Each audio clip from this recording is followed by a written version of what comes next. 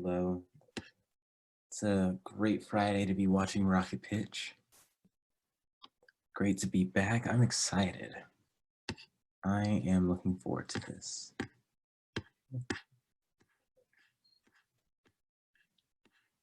Just doing a mic check. Can y'all hear me? Yep. Cool.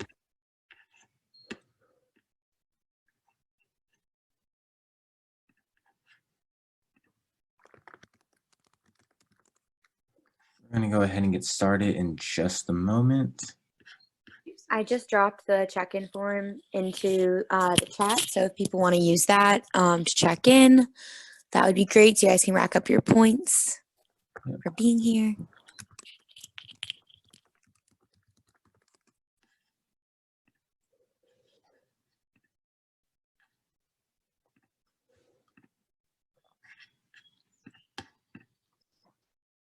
All right, we're going to give it just another minute or two just to make sure everyone gets the chance to go ahead and click that link and get checked in.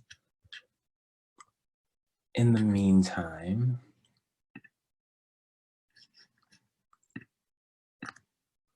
let's see.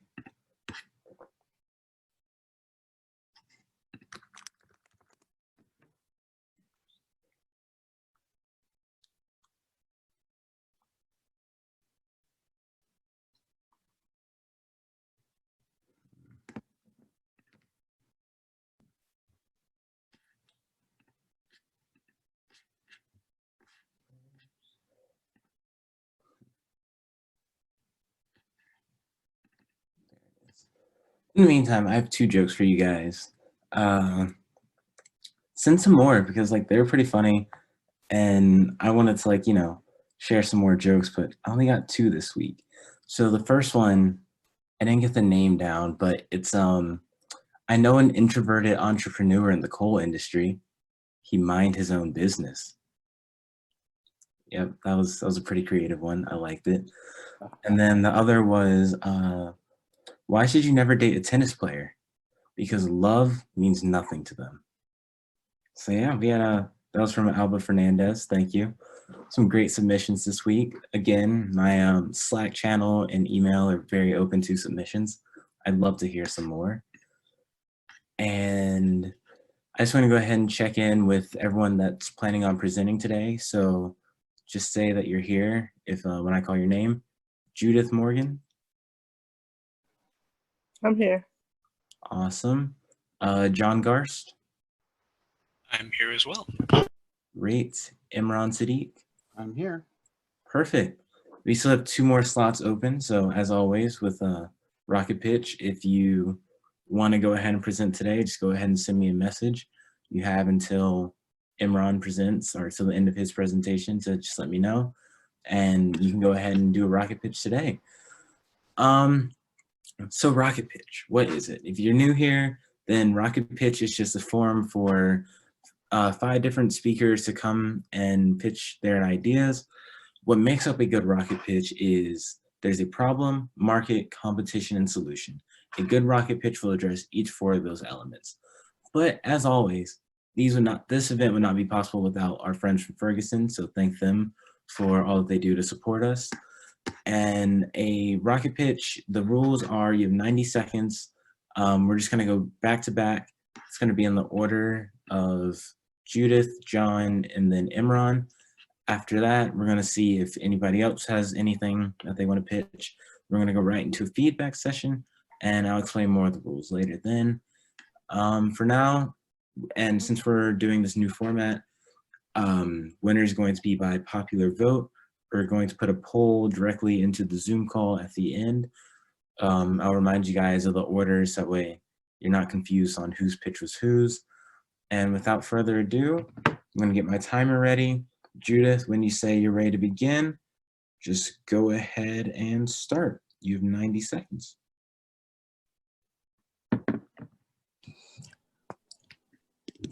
Okay, so I'm Judith, and I have the idea of using Share the Gear to help with the current coronavirus shortage of gear for healthcare workers. So people who went ahead and hoarded stuff, or they just collected a lot of equipment and they have them at their home, and now they feel compassionate about helping out where things are shortage, they can get in touch with the U.S. Postal Service, because they come out every day to everyone to deliver mail, and they can drop it off to them, and they can take it back to the post office where law enforcement can pick it up at the end of the day and take it to the closest medical facility. I think we can create an app where people can sign up to say, hey, we have stuff we'd like to donate, and then it gets picked up. That's the end of it. Perfect. Thank you very much. Great pitch. I forgot to mention, at 10 more seconds left, just look for my screen. I'll hold up 2 hands. 5 seconds left to hold up 1 hand. And then at the end of that, I'm just going to go ahead and mute you if you're going over time. Awesome. Next, we have John. Okay. 3, 2, 1, go. Hey everyone, I want to start this out with a question. That question is, when's the last time you checked your oil in your car? Mechanics have said that the oil in your car is one of the most common and one of the most potentially costly problems that can happen to you. But according to a recent study by Cooper Tires, most people don't even know where to begin when it comes to the oil in their car or the other fluids. So that's where my product comes in. The Big Dipper is an automatic Bluetooth dipstick replacement that notifies you of over or underfilled automotive fluids. You can connect it to your phone over Bluetooth, and it can use its resistance-based level detecting sensor to create an electrically safe and communicative device using push notifications.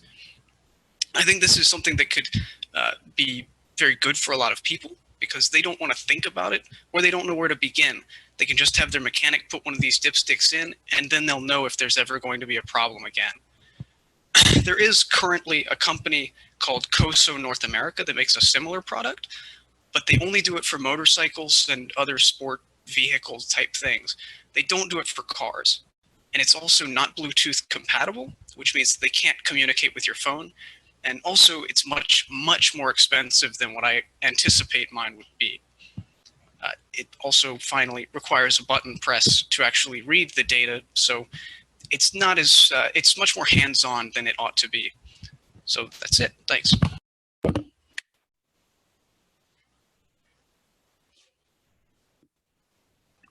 Thank you very much. Took me a second to find the unmute button. Sorry. Just a tip, Tyler, if you want, if you hold the space bar while you're muted, it actually temporarily unmutes you. Wow, the more you know. Thank you very much. That is fantastic. You learn something new every day. All right, last call for, well, not last call, but last call for any more pitchers. Just send me a message. We can go ahead and pitch you in after Imran. There's still 2 slots left. We'd love to hear some more ideas today. And while you're thinking about that, Imran, go ahead and take it. Can I share my screen before I start? Yeah, go for it.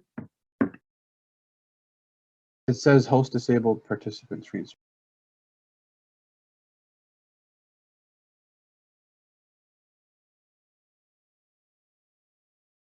Hold on just a second.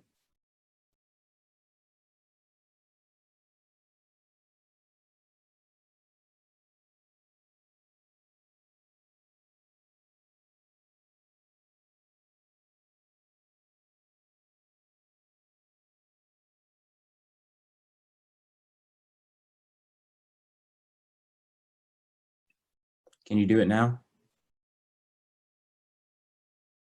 Awesome. Let me know when you're ready and I'll get the timer started.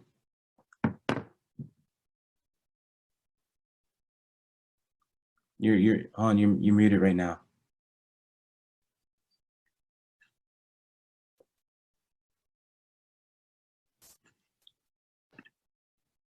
Can you hear me? Yep. Okay, sorry, I was saying 3, 2, wait. I forgot to take away this floating meeting control. Okay, 3, 2, 1. Hi everyone, my name is Imran Sadiq, and I'm a senior data science major at the college. I'm here today to present a novel solution to a problem. With the current economic challenges the world is facing, there will be many people who will need to find a new way to make a living. As a hyper-growth, recession-proof industry, I believe cloud computing is that way. It's LinkedIn's most in-demand technical skill of 2019, and there will be over 770,000 cloud computing jobs created within 5 years. Companies are simply struggling to find trained, certified workers to fill the jobs in this emerging field. My organization, Reach for the Cloud, will be a resource to help meet the explosive need for certified cloud computing experts. To become a certified cloud expert, you need to learn the content and pass certification exams. Currently, there are cloud computing educational platforms that charge $50 a month to prepare you for taking a $150 plus exam. This creates a financial barrier to entry. Reach for the Cloud will work with strategic partners such as Amazon Web Services to help bridge the tech to talent pipeline in 3 easy steps. Step number 1, subsidize costs and fees, provide scholarships for cloud computing degrees, and create a platform for mentorship. Reach for the Cloud would be the first flexible, independent, nonprofit 501c3 dedicated to generating the most impact with the least amount of resources. Together, we can all reach for the cloud. Perfect. Thank you very much, Imran. Great pitch. Yep, awesome. And we actually do have a on the moment pitcher, Amos Yee. You're going to be up next. Whenever you're ready, just let me know and I'll give you the timer. All right. Can you hear me? Yep, I hear you just fine. Okay. So I just thought of this on the whim, and whenever you're ready, I can go. Ready when you are. Okay, so with the social isolation and physical distancing that's going on right now, there's a lot of us that are not able to share meals with friends like we used to. Like something that a lot of coworkers and students look forward to during their day is their lunchtime when they can just relax, kick it back for an hour, eat a Chipotle or a Wawa sandwich, and it's a good time.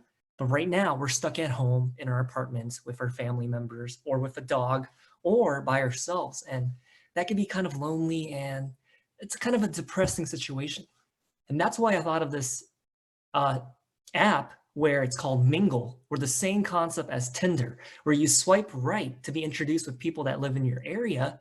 And instead of meeting each other, you are connected via like a Skype app, like a Zoom, where you share a meal, where you sit in front of the camera and you talk to one another, and you can meet up with strangers and link up that way and share a different conversation with a different individual every single day. And the idea behind this is there's an internet phenomenon in Asia known as mukbang, where internet celebrities are being brought up from the ground every day, where they just eat a meal in front of a camera. And the reason being is that in Asia, there's a lot of workers that don't have that social interaction at their work. And so they like to watch these mukbang stars so that they feel as if they're sharing a meal with another individual. So through Mingle, this app will solve that solution. Yeah, there you go. All right, thank you very much. We still have room for one more pitch if anybody wants to go. No takers? All right. So what we're going to do is we're going to go ahead and move into the voting session. Before we do that, I'm just going to talk about what you guys should be voting on. We should be voting on who addressed the problem, market, competition, and solution the best. And out of those pitches, which hit all of these elements to the fullest capabilities. And then after that, we're going to come back together and have a feedback session. We're going to do 3 to 5 minutes per, we'll do 3 minutes and 30 seconds for each presenter. And we'll just have it worked last week where you just go ahead and start speaking. If people start speaking over each other, then we'll move to the raise your hand format, but that wasn't an issue. So yeah, what we're gonna do this time is put you guys into breakout rooms so you can discuss, and we'll reconvene at 2:20 with the results. Thank you. A question. Yes. Could you explain the breakout rooms a little more? Oh, it's just so that if you want to talk during this time, it's like back when we were on campus, you had time to talk to different people while the voting was going on. But we want to be able to keep continuing doing that. So we're just going to put you guys in the breakout rooms while you vote. Sounds good. Thanks. Awesome. Thank you.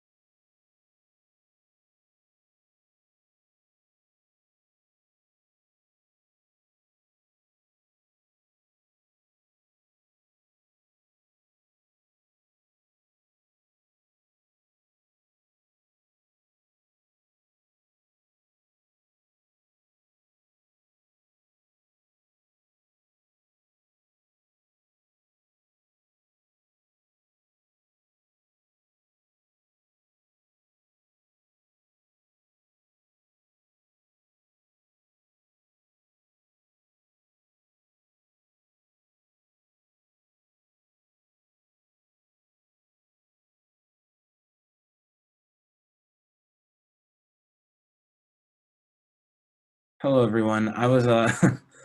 I messed up with the polling, and you probably didn't see a poll. Apparently, if you put it in the chat while you're in a breakout room, it's only seen within the breakout room. There's a poll attached to the Zoom call. If you go ahead and vote on that, I'll give you a few. I will announce the winners. We'll give you until 2:25 to revote at the yeah, it's attached to the Zoom call. And you just go to the bottom. It should say polling next to participants in the share screen. We'll close it at 2:25. In the meantime, we're going to go ahead and go into our feedback session. Just have some constructive criticism. Remember, the purpose of Rocket Pitch is not the $100 cash prize at the end, but so that we can all learn something, take something away from this, and have a good time. Without further ado, we're going to go ahead and get 3 minutes and 30 seconds on the board. And let's hear some feedback for Judith.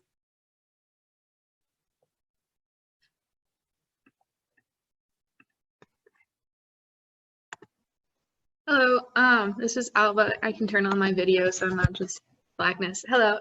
So for one thing that we talked about in our group was we really liked your idea. We were wondering if maybe there would be a way to apply it to future events. So it's not just like once we're all out of isolation, hopefully this is all solved, that it doesn't just end, that there's like already this system in place and that can be used in similar events in the future. Thanks, Alba. I was thinking short term, but that's a great idea. It can be something that prolongs in case something like this should happen again or some other people are in need. I have 3 sisters and a doctor in my, or nurses and another doctor in my family, and just talking to them about what they're dealing with each day. And then I was speaking to someone else who said, oh, I'm here making masks and I know people have stuff, but we don't even know how to get it to these people. So crafted the idea, like the USPS, they come around daily, you can count on them. We could partner with them and get the stuff to where it needs to go. So yeah, definitely. I think it can be a long term and it can work for any event. Thank you. Thank you for your answer. And could you clarify the name again? Was it Share the? It was Share the Gear. Spell that, please. Share, S-H-A-R-E. Mm-hmm. Gear.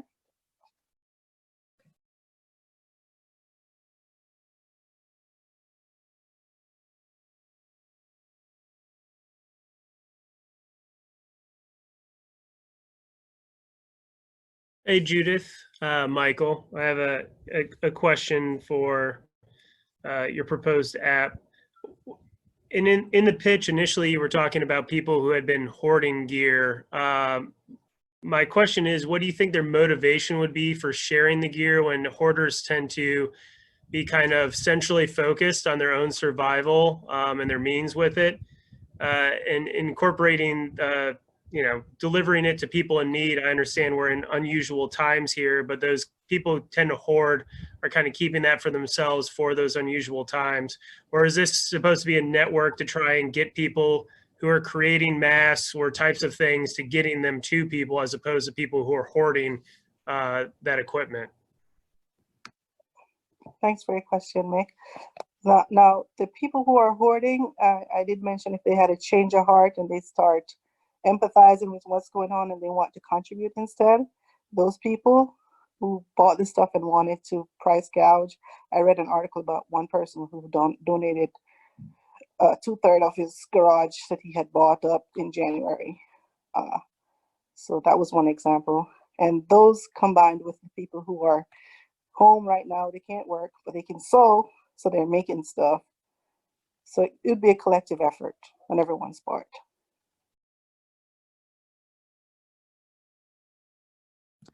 Awesome. Thank you all for your feedback. That's going to conclude the time for that. Thank you, Judith, for your presentation. Great job. Next, we're going to have feedback for John with the Big Dipper.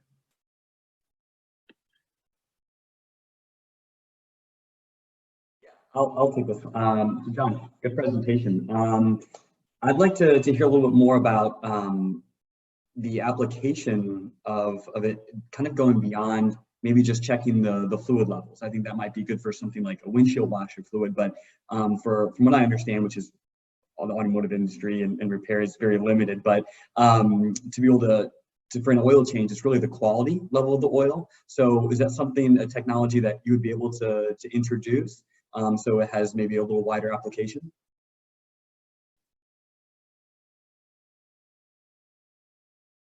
Sorry, I was muted there for a second. So I had actually considered this. I decided for the sake of this pitch just to do oil level, but it would be relatively easy and I think also electrically safe to put in other sensors. So a pressure sensor, a temperature sensor, and a depth sensor. Those are kind of the three that I was thinking could go together in a package. The level I think is, at least in my case, in my experience with cars, which it's not a ton, but it is some, is the most important. If that gets low, your car can just seize up and that's it, you know? So, and that is a very, very costly thing to have to replace. So that was kind of why I decided to go with that one specifically, but you're right, this could be expanded to other sensors as well. John, I think you've got a great idea, and I can relate to it. I think, especially with an older vehicle, you know, like 100,000 miles plus, the engine's not as efficient. So if you're just following the every 5,000 mile oil change, like for me, you know, I thought I was on track with my oil schedule, but next thing I know, my sensors are going off and stuff because my car was burning, you know, oil quicker than it should. So something like what you're coming up with would have helped me prevent that. And I think, yeah, the level and the quality of the oil, if you could combine those two, you know, would be great. And I also I do a lot of oil changes on lawnmowers, and I think every lawnmower is different. If you could you know, make a way for it to be adaptable for a lawnmower, I think the landscaping industry could really use that. So yeah, thanks. Yeah, I think that's a good idea. One of the things I want to touch on from what you were saying is another thing that we were discussing in my breakout room was your sensor going off. And somebody asked me, you know, if the sensor goes off, what's the point of your doodad, right? And I told him the truth, which is on my car, it's broken. And I've seen, you know, most of the cars in my family are old enough that it's broken. And like you're saying, lawnmowers, I don't know whether or not they even have a sensor to tell you if your oil is bad. So that's something that could yeah, be, they don't. You just have to keep track of the hours. So exactly. Yeah. So that's yeah. something where it could be applied. As to your actual question, I think it could be pretty easy to adapt these to other machines as well. You'd basically just change the length and maybe the actual connection part of the dipstick so that it would fit into whatever machine, but otherwise everything would be more or less the same.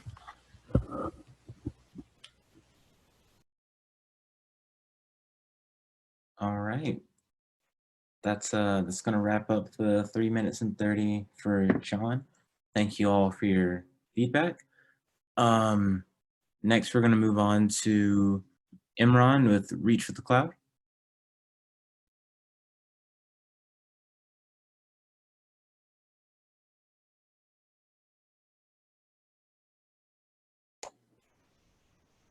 Imran, I have a question for you. Yeah, what's up?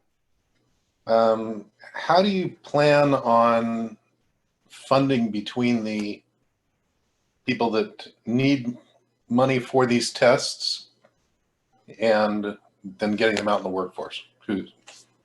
That's a great question. Who pays for what end? Yeah, that's a great question, Mike.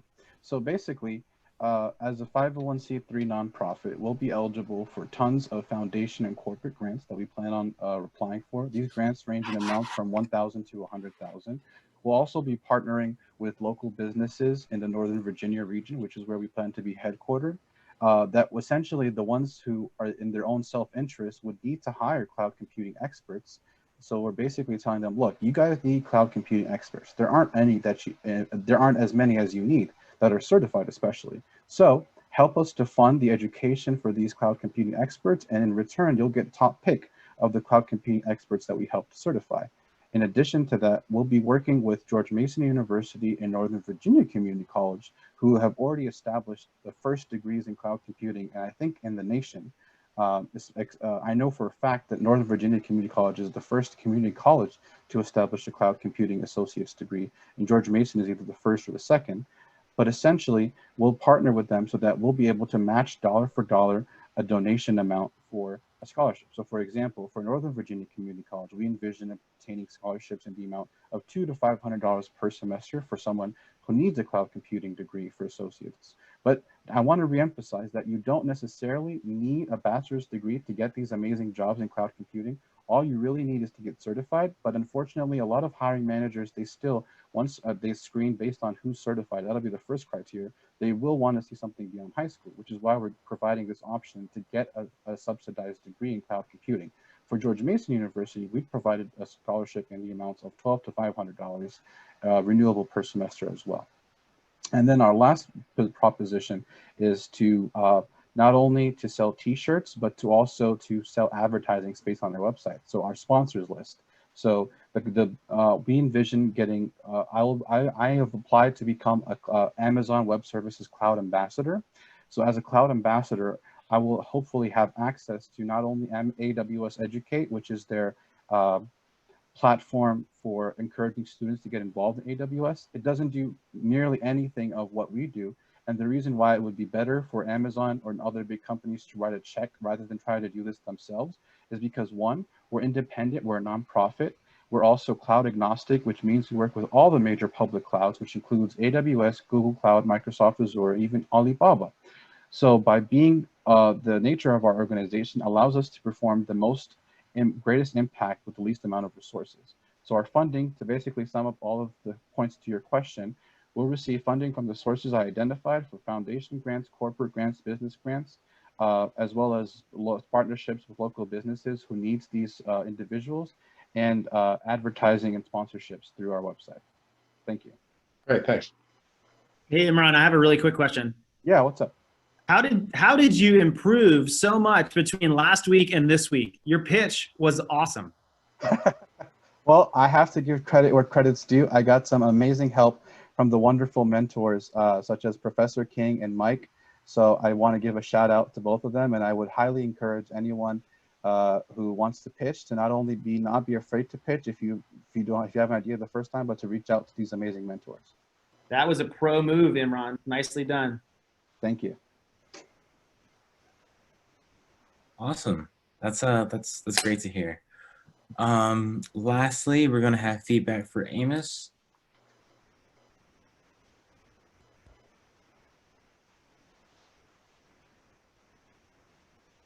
Hi, Amos. I have a quick question. So listening to your pitch about Mingle, as you were talking, I can kind of see how your app might have a perception of kind of being like a provocative kind of webcam site or app.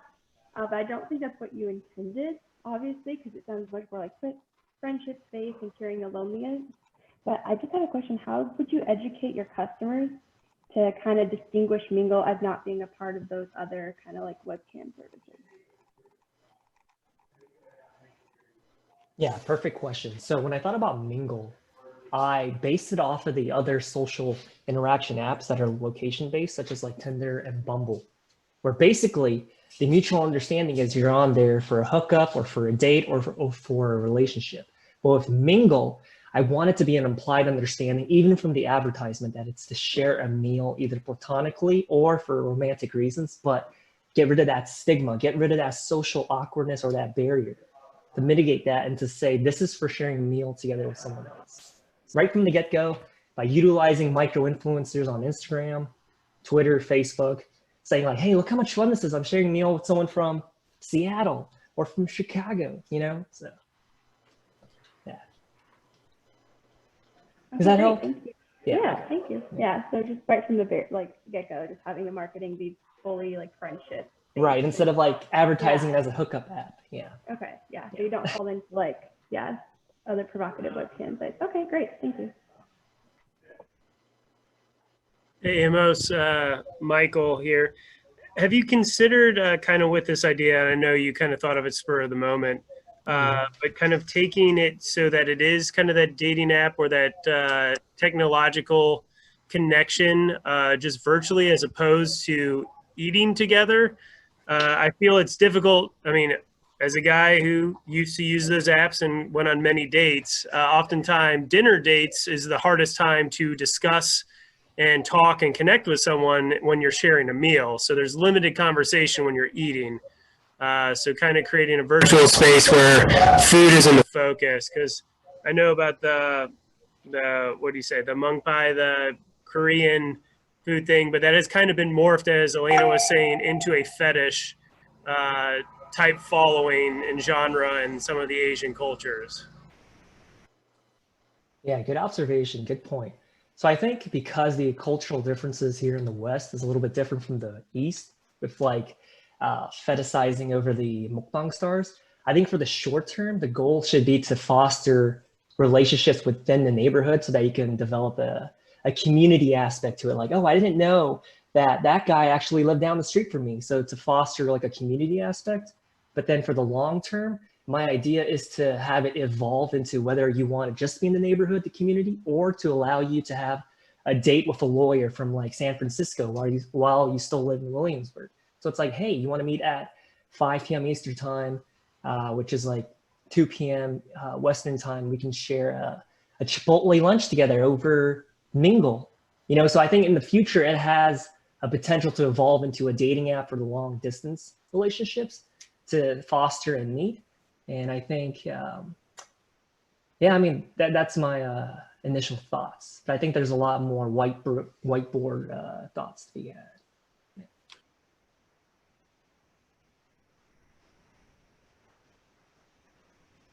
All right, that's going to conclude time for Amos's feedback. Thank you all for all your valuable points. If all the pitchers would drop their emails in the chats, that way you can connect with mentors like Imran successfully has. And so that way people, you can continue the discussion, continue talking about, you know, your idea and continue to grow it.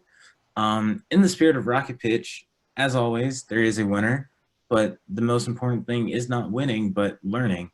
And that's exemplified no better than our winner from today, who is Imran. Congratulations. Yep. And as you heard him say, he took his idea, took it to some mentors, and they helped him, you know, develop it, work on it some more, and look where he is now. So congratulations. Thank you all for coming. Thank you. And can I just say one thing real quick? First of all, thank you guys to everyone who voted. But I would like to say I have failed several times at Rocket Pitch. Professor Henshaw can let you know, but in 2018, I pitched an idea that I was so passionate about so many times and failed so many times, but I kept coming back, and I actually won a Refiner Award for that. So don't think this is a one-time success, like, oh my goodness, my idea was bad. No, you guys had great ideas. And I think it would be, I learned more from my failures than I learned from my success today. And if it wasn't for the fact that I got help from learning and reaching out to mentors to improve my presentation, because it's the same, pretty much the same concept. My idea didn't change that much, but it's me reaching out and getting support and learning from people who basically have the expertise in public speaking as well as consulting with your ideas. So don't be afraid to reach out and don't give up. Awesome. Could not have said it better myself. Thank you so much. This is really great, guys. So we're gonna stick around for a little bit more. Rocket Pitch is officially over this week, but we still have our community hangout. Can't provide food for you this time, but we can give food for thought. Just use this as a place to connect with some more people. Also, don't forget to send me some jokes. I'll go ahead and put my email in the chat.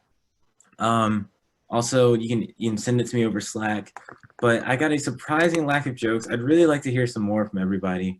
So please send me some jokes, guys. And with that, I'm going to mute myself and just go ahead and talk, connect with people, ask questions. Thank you for coming.